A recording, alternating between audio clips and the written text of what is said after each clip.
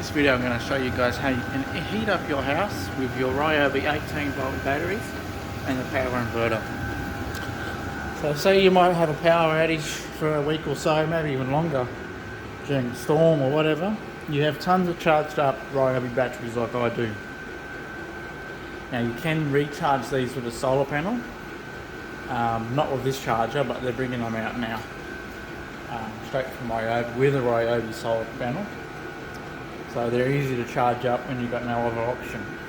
So to heat your house with these batteries, obviously you'll need the inverter.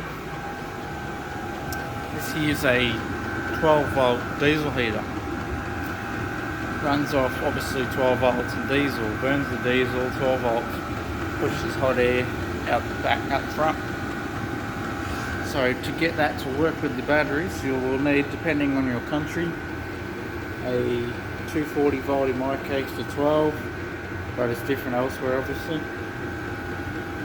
And then you plug that into the Ryobi inverter, and then this is plugged into the heater, obviously. As you can see, it'll happily reach sort of 260, 250. It runs on diesel like I said before, but you can run these on oil.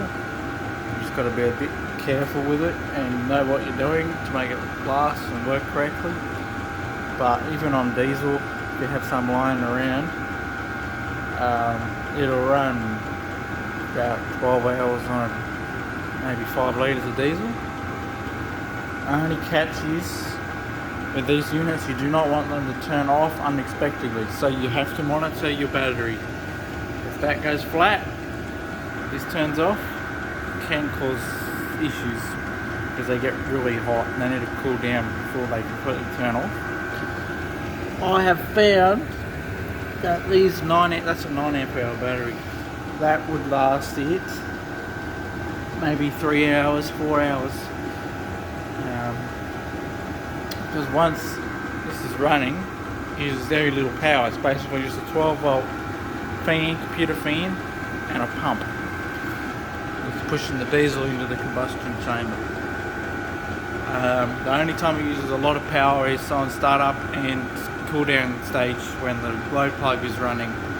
So it burns off, heats up the combustion chamber, and on startup, and when it's turning off, it burns off unused fuel.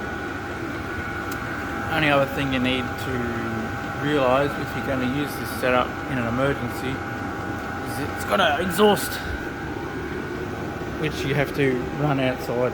That's the only thing you will need to do. Figure out a way to run that exhaust outside.